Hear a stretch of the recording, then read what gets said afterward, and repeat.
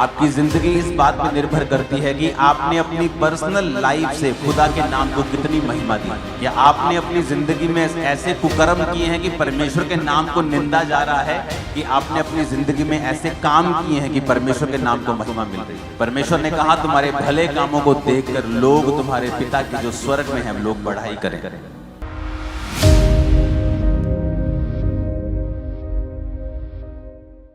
आपकी life bless करता है परमेश्वर जब आप पर्सनल जिम्मेवारी लेते हैं कि मैं खुदावंद पर्सनल जिम्मेवारी लेता हूं कि मेरी जिंदगी से तेरे नाम को सिर्फ महिमा ही मिलेगी। जब आप अपने काम पर हैं, आप चोरी नहीं करते, ये एक पर्सनल महिमा है खुदावंद को देना कि ये क्रिश्चियन है इसलिए चोरी नहीं करता, परमेश्वर के नाम को महिमा मिलती है। आप अपने मोहल्ले में हैं, आप बाकियों की तरह चुगली नहीं करती, आपको नहीं इंटरेस्ट कि दूसरे के घर में क्या हो रहा है, आपको इंटरेस्ट है कि आज मैंने प्रार्थना की है कि नहीं की, आज मैंने बाइबल पढ़ी है कि नहीं पढ़ी, आज मेरे बेटे ने, मेरी बेटी ने, मेरे हस्बैंड ने परमेश्वर में समय बिताया है कि नहीं बिताया। आपको पता है कि अगर आप भी उनके जैसा ही करेंगे तो ये परमेश्वर की महिमा नहीं होगी। और जब आपकी जिंदगी से, पर्सनल जिंदगी से प्रभु की महिमा नहीं होती, वो आपको नहीं बढ़ाता। आपकी जिंदगी इस बात पे निर्भर करती है कि आपने अपनी पर्सनल लाइफ से खुदा के नाम को कितनी महिमा दी है। क्या आपने अपनी जिंदगी में ऐसे कुकर्म किए हैं कि परमेश्वर के नाम को निंदा जा रहा है, कि आपने अपनी जिंदगी में ऐसे काम किए हैं कि परमेश्वर के नाम को महिमा मिल रही है। परमेश्वर ने कहा तुम्हारे भले कामों को देखकर लोग तुम्हारे पिता की जो स्वर्ग में है लोग बढ़ाई करें। जब इजरायली लोग निकले वहां से तो बड़े चमत्कार दिखा के निकले। तो जब इजरायली लोग वहां पहुंचे नहीं जहां उनको पहुंचना चाहिए था,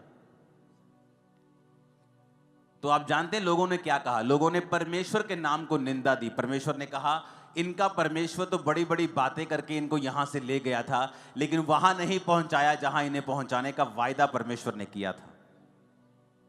और वचन में क्या लिखा है कि इसके कारण परमेश्वर की निंदा हुई अन्य जातियों में। अन्य जातियों ने यह नहीं देखा कि अगर वो इजरायली नहीं पहुंचे कनान में तो उसका कारण, वो कारण नहीं ढूंढा उनको नहीं पता कि वो व्यभिचार के कारण नहीं पहुंचे, वो मूसा के खिलाफ कुड़कुड़ा के वहां नहीं पहुंचे, वो उन्होंने मूर्ति पूजा की इसलिए वहां, वो उन्होंने कुछ नहीं देखा। उन्होंने सिर्फ यही देखा कि ये वहां पर नहीं पहुंचे क्योंकि परमेश्वर ने पहुंचा नहीं पाया। और बाइबल कहती है अन्य जातियों ने परमेश्वर के नाम की निंदा की। आपके कारण अगर परमेश्वर के नाम को महिमा मिलेगी, परमेश्वर आपको पब्लिकली रिवॉर्ड करेगा और बढ़ाएगा। और अगर आपके कारण परमेश्वर के नाम को निंदा मिलेगी, अगर उसको महिमा मिलेगी वो आपको बढ़ाएगा, अगर उसको निंदा मिलेगी वो आपको बढ़ाएगा नहीं, वो आपको घटाएगा। और ये शुरुआत होती है छोटे लेवल से। जब आपको कोई नहीं देख रहा और फिर भी आप परमेश्वर में वफादार हैं, तो परमेश्वर आपको आगे लेके जाता है।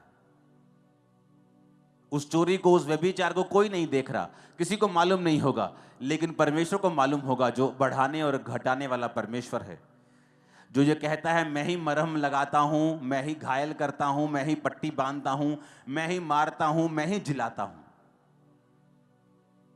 रोमियो 2 उसकी 24 आयत में आप स्क्रीन पर देखेंगे, सिर्फ नोट करेंगे और पढ़ेंगे घर जाके इसको। क्योंकि तुम्हारे कारण अन्य जातियों में परमेश्वर के नाम की निंदा की जाती है। इसमें परमेश्वर कंप्लेंट करता है कि तुम्हारे कारण, परमेश्वर ने ये नहीं कहा मेरे कारण या शैतान के कारण कि शैतान कर रहा है, परमेश्वर ने कहा नहीं, तुम्हारे कारण परमेश्वर की निंदा की जाती है अन्य जातियों में। वचन में लिखा है, जब आप न्यायियों 6 उसकी 1 से 6 आयत पढ़ते हैं, तब इजराइलियों ने यहोवा की दृष्टि में बुरा किया, इसलिए यहोवा ने उन्हें मिधानियों के वश में 7 वर्ष तक रखा। और मिधानी इजराइलियों पर प्रबल हो गए, और मिधानियों के डर के मारे इजराइलियों ने पहाड़ों के गहरे खड्डों और गुफाओं और किलों में अपने निवास बना लिए। जब जब इजरायली बीज बोते तब तक मिधानी, अमालेकी और पूर्वी लोग चढ़ाई करके सब कुछ खत्म कर देते थे। अब अज्जा तक छावनी डाल डालकर भूमि की उपज नष्ट कर डालते थे, और इजरायलियों के लिए ना तो भोजन वस्तु, ना भेड़ बकरी, ना गाय बैल, ना गधा छोड़ते थे। 6 आयत में लिखा, मिद्यानियों के कारण इजरायली बड़ी दुर्दशा में पड़ गए, तब इजरायलियों ने यहोवा की दुहाई दी। और पहली लाइन में फिर पढ़ेंगे, इजरायलियों ने यहोवा की दृष्टि में बुरा किया, इसलिए यहोवा ने उन्हें मिद्यानियों के वश में 7 वर्ष तक रखा। अब यहां शैतान प्रबल नहीं हुआ उनके ऊपर, यहां कहीं नहीं लिखा कि शैतान ने उनको अपने वश में कर लिया। परमेश्वर ने कहा वो परमेश्वर से मुड़ गए और इजरायलियों ने पाप किया, इसलिए परमेश्वर ने उन्हें मिद्यानियों के यानी उनके दुश्मन के वश में 7 वर्ष तक रखा। इसलिए नहीं कि शैतान भारी था, मैं आपको बताना चाहता हूं कि जब आप मौका देंगे शैतान को, अन्य जातियां खुश होंगी।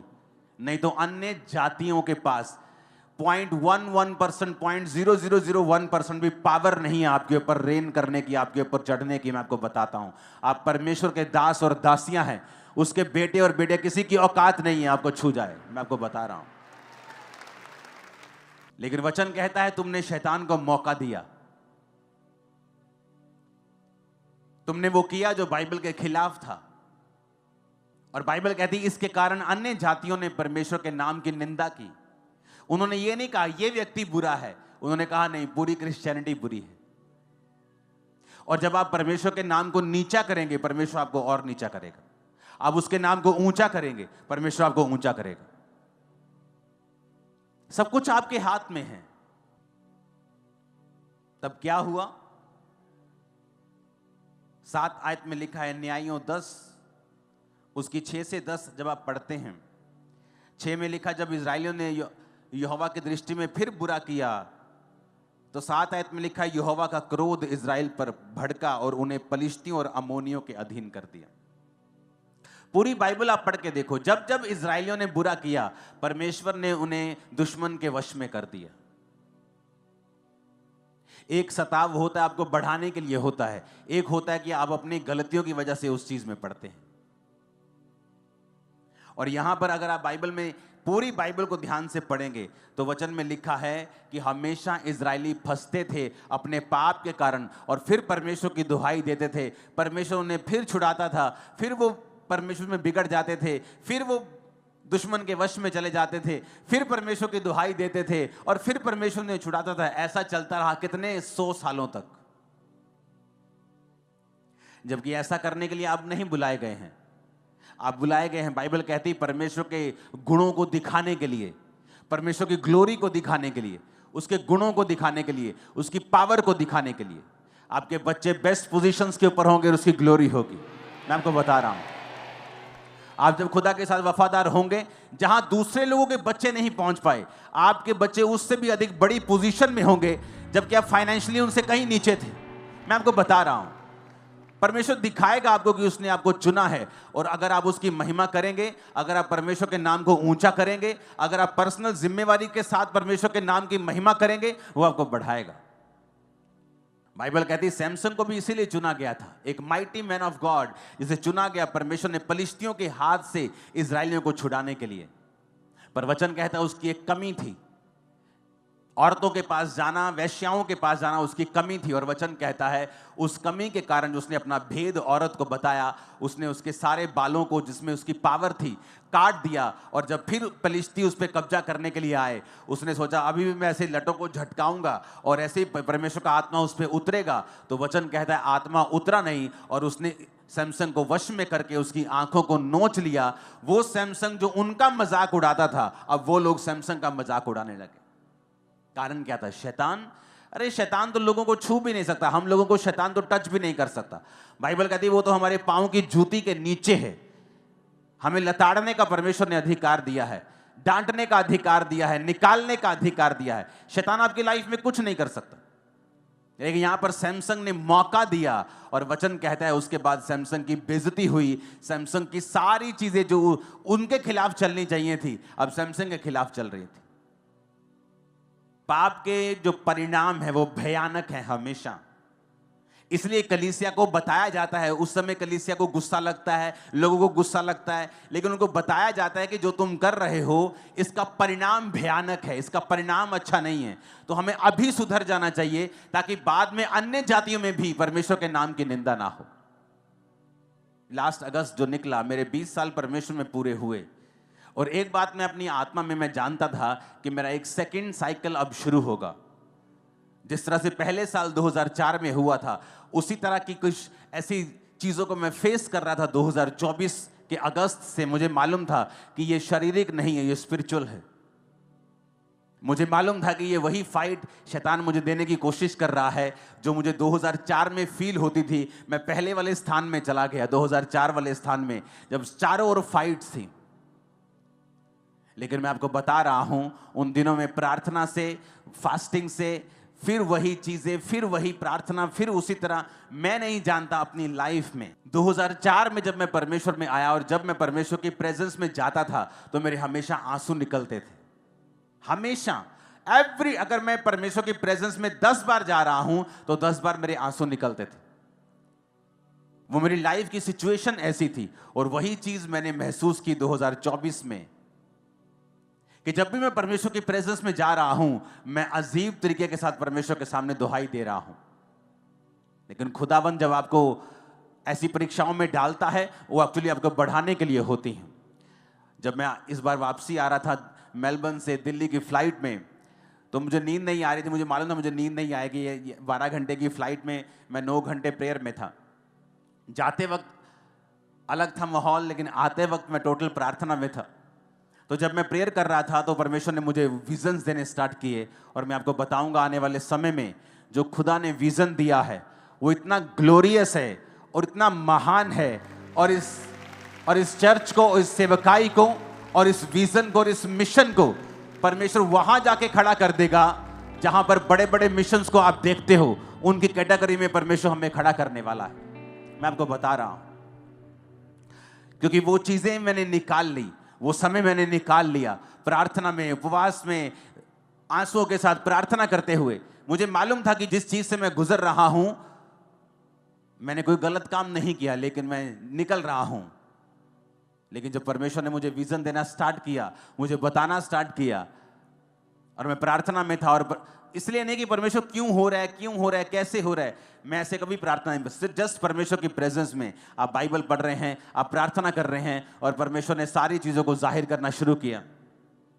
वो ग्रेट काम करने वाला है हमारे बीच में, एक ऐसा लेवल जो कभी सोचा नहीं जा सकता, जो एक ड्रीम होगा लोगों के लिए, जिसमें परमेश्वर हमें लेके जाने वाला है दिनों, महीनों में, अब हफ्तों में। मैं आपको बता दूंगा ये पॉसिबल है अगर आप अपनी पर्सनल लाइफ से परमेश्वर की महिमा करेंगे तो। अगर आप अपनी वाइफ के सामने भी ब्लू फिल्म देख रहे हैं, आपने अपनी पर्सनल गवाही को खत्म कर लिया है। अगर आपकी फैमिली को पता है आप झूठ बोलते हैं, तब भी आपने अपनी पर्सनल गवाही को खत्म कर लिया है। आपकी पर्सनल टेस्टिमनी आपके लिए सबसे बड़ा ट्रेजर है, सबसे बड़ा धन है, सबसे बड़ा खजाना है, आपकी गवाही, जो आपको अपने आसपास लोगों को पहले बतानी है।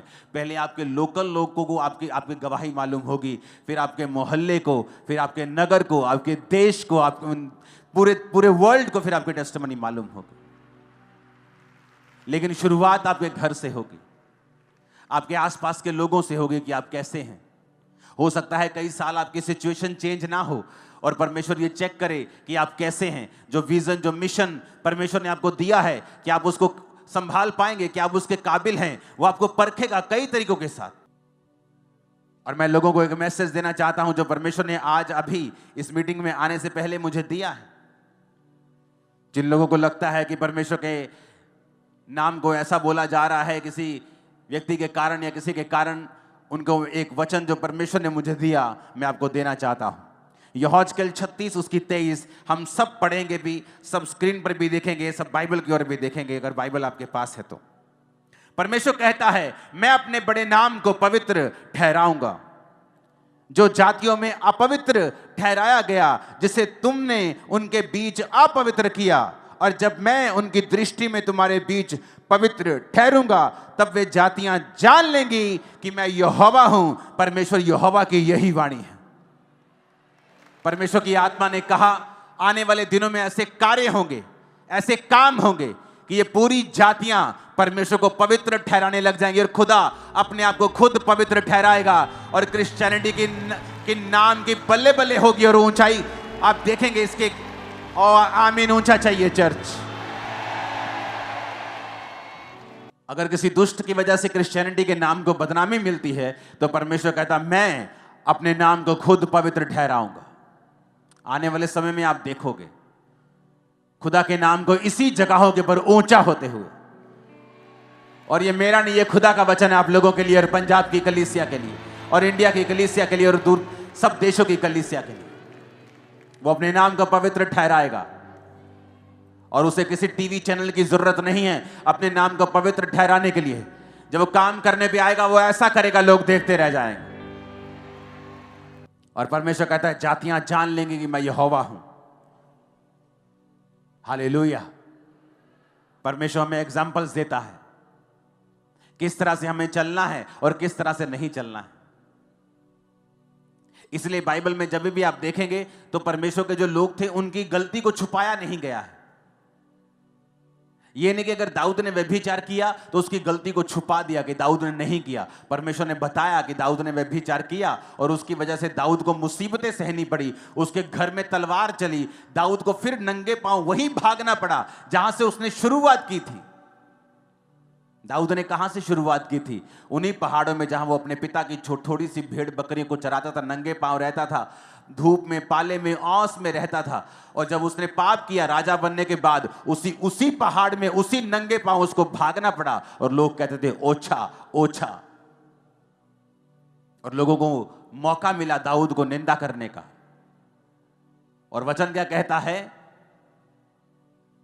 अगर तुम व्यभिचार करोगे तुम्हारी नाम धराई कभी मिटने वाली नहीं है। क्या हो सकता है कोई अंगारों पर चले और ना जले? क्या हो सकता है कोई अंगारे अपने कपड़ों के ऊपर रख ले और उसके कपड़े बच जाएं? परमेश्वर ने कहता अगर जो व्यभिचार के ऊपर चलेगा उसका हाल भी ऐसा ही होगा। आपको यह बात समझनी पड़ेगी, आपकी पर्सनल जिम्मेवारी है एज ए क्रिश्चियन कि आप अपने आसपास के लोगों के लिए कैसी एग्जाम्पल हैं। अगर आप बैड एग्जाम्पल हैं तो परमेश्वर का क्रोध आपके ऊपर रहेगा, कोई काम भी सफल नहीं होगा। आपकी टेस्टिमनी जो 1 साल 2 साल में आपको मिलनी है वो कहीं परमेश्वर 20 30 40 साल पर उसको लंबा कर देगा। तो आपको यह बात समझनी पड़ेगी। ये वचन मैंने आपको परमेश्वर की ओर से दिया है कि परमेश्वर कहता है कि मैं अपनी महिमा फिर से बनाऊंगा, अपने नाम को मैं पवित्र ठहराऊंगा और लोग देखेंगे। और मैं आपको ये भविष्यवाणी करके कह रहा हूं, दुनिया के लोग, फॉरेन के लोग भी इंडियन क्रिश्चियंस को स्टडी करने के लिए आएंगे। ये किस तरह से इनका विश्वास इतना मजबूत और इतना सामर्थ्य, मैं आपको बता रहा हूं। आप देखोगे आने वाले समय में दूसरे देशों के लोगों को भेजा जाएगा कि जाओ और इंडियन क्रिश्चियंस जो हैं उनकी लाइफ को स्टडी करो, कि किस तरह से परमेश्वर ने उनकी लाइफ में काम किया या उन्होंने किस तरह से बेदारी को फैलाया है। उनकी लाइफ्स को जाके स्टडी करो ताकि हम भी अपने देश में वैसा ही। आप देखोगे इस भविष्यवाणी को पूरा होते हुए। मैं आपको बता रहा हूं, मोरक्कन को आप बड़े लोगों को, तुर्कियों को आप बड़े लोगों को देखोगे, खासकर व्हाइट स्किन लोगों को आप ज्यादा देखोगे इंडिया में आते हुए, पंजाब में आते हुए, जस्ट स्टडी करने के लिए कि परमेश्वर ने इनकी लाइफ में कैसे काम किया और कैसे सुसमाचार ये फैलाते हैं, क्यों ये परमेश्वर इनकी लाइफ में इतना बड़ा काम कर रहा है। वो आपकी स्टडी करने के लिए आएंगे और खुदा के नाम की महिमा होगी। वो अपने नाम को पवित्र ठहराएगा, उसका नाम ऊंचा होगा। आप ऊंचा करेंगे, मैं ऊंचा करूंगा यीशु मसीह के नाम। हालेलुया। एक समय होता है आप परीक्षाओं से गुजरते हैं, एक समय होता है परमेश्वर फिर आपको फल देता है। लेकिन आप ये मेक श्योर करें कि आपकी परीक्षा आपके पाप की वजह से ना हो, आपकी परीक्षा आपके बढ़ने के लिए हो, वो परमेश्वर की ओर से हो, शैतान की ओर से ना हो।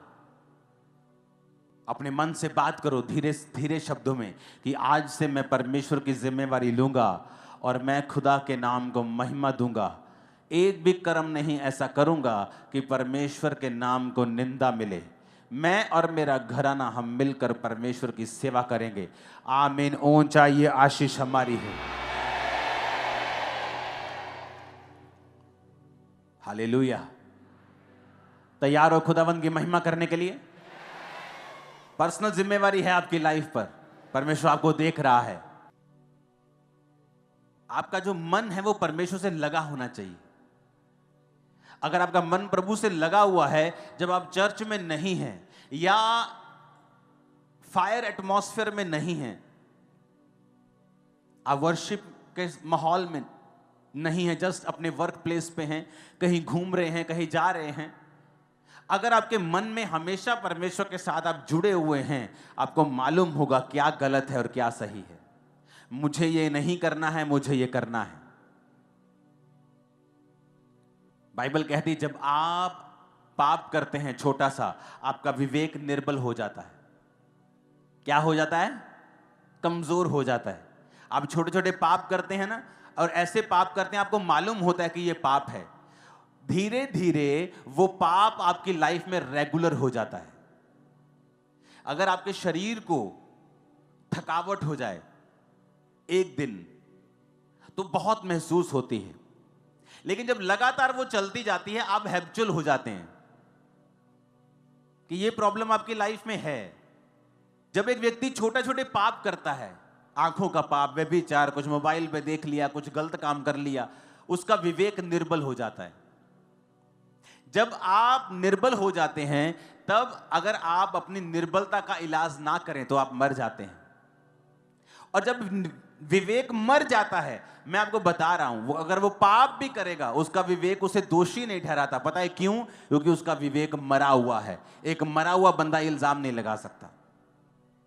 एक मरा हुआ व्यक्ति नहीं कह सकता ओ तेरे मुंह पे दाग लगा हुआ है, ओ तेरे कपड़ों पे दाग है। मरा हुआ व्यक्ति नहीं कह सकता।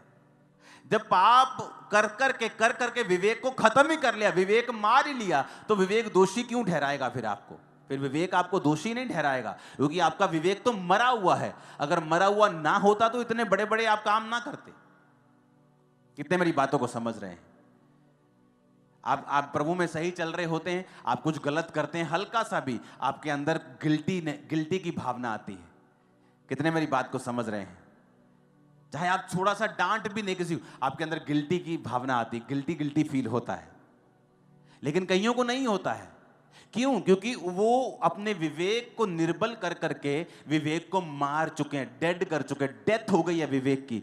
अब वो कुछ भी कर रहे हैं क्योंकि उनका विवेक उन्हें दोषी कहते हैं। विवेक दोषी नहीं ठहराता तो आप दोषी नहीं। बाइबल ऐसा नहीं कहती। बाइबल कहती है वचन तुम्हें दोषी ठहराता है, सिर्फ विवेक नहीं।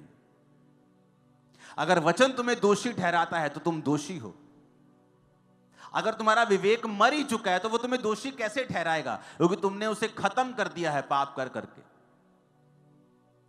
हालेलुया। तो जब आप पहले स्टेप पे होते हैं और आपके अंदर गिल्टी आती है कि नहीं ये मुझे गलत लग रहा है, ये थोड़ी सी चोरी, इनडायरेक्ट चोरी, ये चीजें, तभी उसको इलाज करना है, तभी अपने दुर्बलता का इलाज करना है। विवेक को तभी कमजोर होने से बचाना है और उसे मजबूत रखना है। क्योंकि विवेक जब कमजोर हो जाएगा धीरे धीरे वो मर जाएगा, और जब मर जाएगा तुम कुछ भी कर लो, कत्ल भी कर दोगे, तुम कहोगे कोई बात नहीं मूसा ने भी किया था। फिर तुम एग्जाम्पल्स ढूंढने लगोगे बाइबल में से, और तुम वचन का आसरा लेकर फिर गलत काम करोगे, क्योंकि तुम्हारा विवेक जो है वो मर चुका है। अपने विवेक को मरने नहीं देना, अपने अंदर वाले आदमी को मरने नहीं देना, और उसे कमजोर नहीं होने देना, उसे मजबूत रखना है। क्योंकि जब आपका विवेक सही होता है तब परमेश्वर आपके अंदर एक विश्वास का उत्पत्ति करता है। अगर आपकी लाइफ में एक बड़ा काम आपको करना है कि ये मेरी लाइफ में हीलिंग होनी चाहिए, खुदावन ये मेरा बेटा बचना चाहिए, प्रभु ये मेरी बेटी मसीह में आनी चाहिए, प्रभु मेरा हस्बैंड मसीह में आना चाहिए, उसके लिए आपको संपूर्ण फेथ चाहिए कि आप प्रार्थना में बैठे, खुदावन मेरे हस्बैंड के दिल दिमाग रुझ जान पे अपना अधिकार कर। जितनी अंधकार की शक्तियां इसके जीवन में मैं डांटती हूं, यीशु के नाम में इसके जीवन को छोड़ के जाए। ये दलेरी कब आएगी? जब आपके अंदर विश्वास होगा कि यीशु के नाम में मैं सारे बंधन अपनी लाइफ के, गरीबी के, हमारी लाइफ में जितने गरीबी के श्राप हैं मेरे परिवार पर, मैं सारे बंधन तोड़ता हूं, डांटता हूं यीशु के नाम में। ये दलेरी कैसे आएगी? जब विवेक ऊंचा होगा और विश्वास हाई होगा। जब आपका विवेक निर्बल नहीं होता और आप विवेक मजबूत होता है, आपको पता है आप किसी बात में दोषी नहीं, आपका विश्वास टॉप पे होता है। क्यों? जब आपका विवेक सही होता है, आपका कनेक्शन प्रभु के साथ तार जुड़ी होती है। जब तार जुड़ी होती है, प्रभु आपसे बात करता है, आपको सुनाई देती है। निर्बल विवेक में जब प्रभु बात करता है तो कभी सुनाई देती है, कभी आधी सुनाई देती है, कभी अधूरी, कभी सुनाई देती है, कभी सुनाई देती नहीं है। जब विवेक मरा हुआ होता है तो परमेश्वर चिल्ला चिल्ला के भी बात करे, आपको कभी मालूम नहीं होगा कि प्रभु क्या चाहता है। जब विवेक मजबूत होता है उससे क्या होता है, आपका मन आपको दोषी नहीं पाता। आप जब प्रार्थना करते हैं, प्रभु के सामने जाते हैं, तो आपको एक हियाव होता है कि मैं जो मांग रहा हूं परमेश्वर मुझे देगा। बाइबल का जो विश्वास है आपके अंदर एक अजीब रीति का बन जाता है। और जब आपका विश्वास बढ़ने लगता है, आपका विवेक हाई लेवल पे होता है, आप प्रेयर करते हैं और शैतान भागता है। कितने मेरी बात को समझ रहे हैं? क्यों? अब आपको मालूम शैतान क्यों आपके विवेक को निर्बल करना चाहता है, ताकि आपका विश्वास कम हो, आपका कनेक्शन कंप्लीट ना हो, आपको प्रभु की आवाज सुनाई ना। आपको मालूम है एक बात, परमेश्वर हर एक जन से बात करता है। जरूरी नहीं वो आपसे कानों में बात करे, लेकिन वो हर एक जन से बात करता है। आपके सर्कमस्टेंसेस के द्वारा, वर्ड के द्वारा, आपके परमेश्वर के दास के द्वारा, किसी भी माध्यम के द्वारा आपसे वो बात करता है। अगर आपका विवेक निर्बल नहीं है, अगर आपका विवेक मरा हुआ नहीं है, आप उसकी बात को झट समझ जाते हैं, चाहे वो 4 साल का बच्चा क्यों ना हो, कि ये बात मुझे परमेश्वर ने बोली है।